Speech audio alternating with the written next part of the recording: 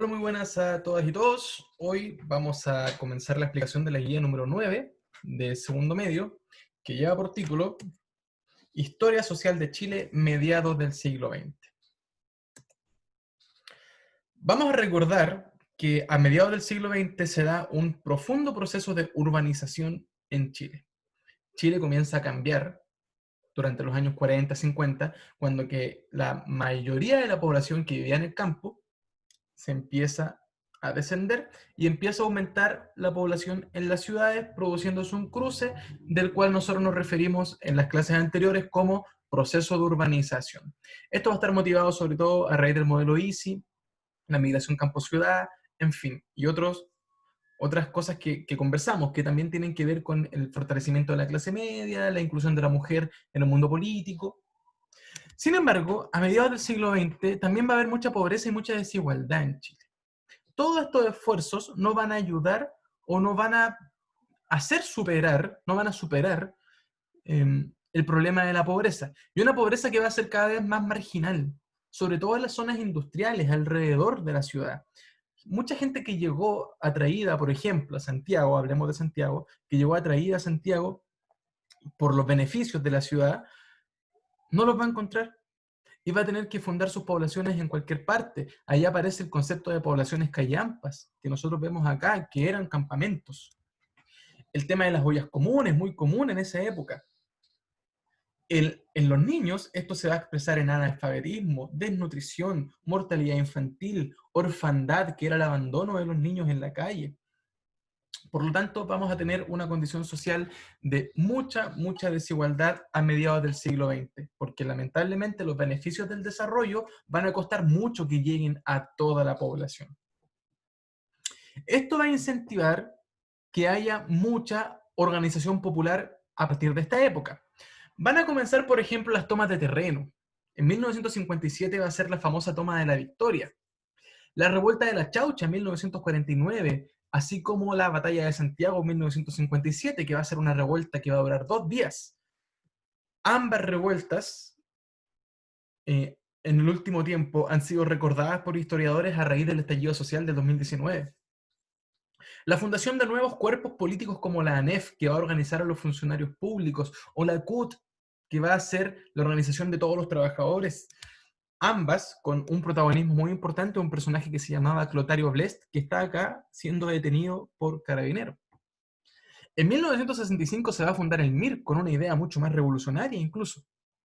Y esto se va a vincular con otras leyes como la Ley de Promoción Popular, que le va a dar mucho poder a organismos vecinales como la Junta de Vecinos, la Ley de Sindicalización Campesina en 1967, también promovida por el presidente Eduardo Frei Montalva, y el movimiento universitario muy mediático que va a ocurrir en 1967. Por lo tanto, estamos hablando de unos años, los años 50, finales de los 40, años 50, 60, de mucha movilización. Y una movilización social, popular, política, que responde a estas condiciones que nosotros hablábamos, de mucha desigualdad y de muchas tareas todavía por hacer en Chile. Además, en el mundo también están pasando cosas.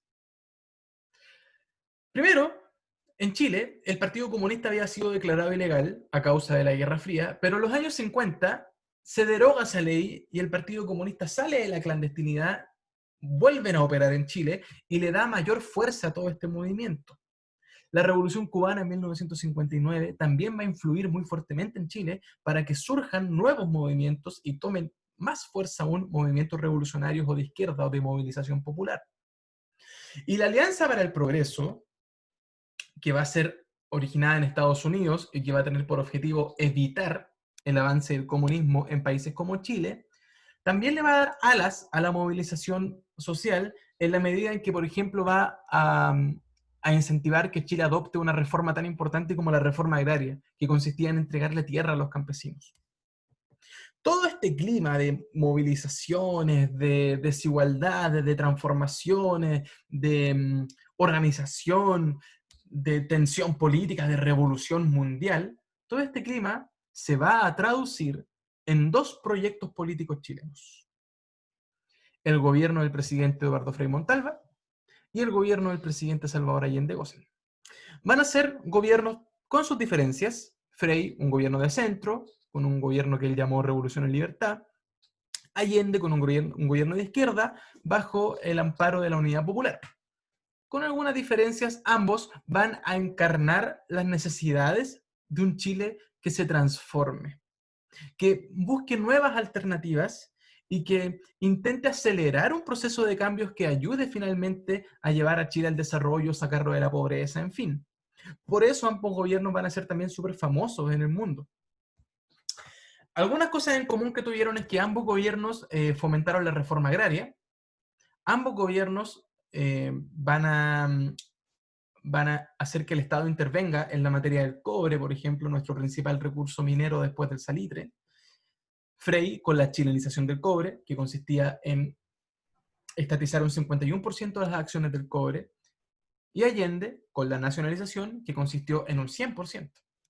Y reformas educativas, reformas a la salud, reformas a la vivienda, súper importantes. Hay quienes incluso plantean de que el gobierno de Salvador Allende vendría siendo una especie de continuidad y profundización del gobierno de Frei. Ambos gobiernos muy revolucionarios, pero el de Allende mucho más. Al ser un momento tan álgido, de tanta movilización, de tanta transformación en Chile y el mundo, también es un momento donde el arte y la cultura va a expresar eso. Por eso en esta época va a destacar sobre todo en el cine y el documental y también en la música, y pusimos ahí una foto de Violeta Parra como una persona que encarnó todo este movimiento histórico revolucionario. Así tenemos la guía entonces. La guía son 3 páginas. Las 2 primeras explicamos lo mismo que expliqué en el PowerPoint, las condiciones sociales de Chile a mediados de siglo, la pobreza, en fin. La movilización y organización popular para cambiar esto y los gobiernos que van a tomar estas necesidades para poder transformarlas. Y luego tenemos la actividad que aparece al final. La actividad se divide en 3, con un cuadro, un texto y una imagen. En la primera aparece una tabla con una columna con los años avanzando, las elecciones que hubo, cuánta gente podía votar, cuánta gente se inscribió para votar y cuánta gente votó. Finalmente, cuánto porcentaje no fue a votar. Y aparecen 2 preguntas que se responden mirando la tabla. La primera dice, ¿cuál fue la tendencia del porcentaje de inscritos respecto al potencial electoral entre 1958 y 1973? Ustedes tienen que ir viendo si es que cada vez se fue inscribiendo más gente, menos gente, se mantuvo, si el potencial con los inscritos fue más o menos igual o estuvieron muy diferentes. Y eso que usted haya concluido le va a servir para responder la siguiente. ¿A qué causas políticas sociales y jurídicas se puede atribuir este fenómeno? ¿Por qué pasó esto? Las dudas que tengamos las podemos conversar en la clase, recuérdenlo. Luego aparece un texto sobre la reforma agraria que dice, la reforma que tiene por objeto modificar la estructura de la tenencia de la tierra afectará a solo un poco más de 3.000 propietarios agrícolas, los cuales poseen el 50% de la superficie agraria de Chile. Actualmente se encuentra en el Congreso el proyecto de ley sobre reforma agraria que permitirá cumplir plenamente dicha reforma. Por medio de la nueva ley se crearán 100.000 nuevos propietarios agrícolas, son estos campesinos que ahora van a poder tener su tierra después de la expropiación. Con la antigua ley de reforma agraria, entre los años 1965 y 1966, se han expropiado 347 haciendas con una superficie cercana a 1.000.000 de hectáreas.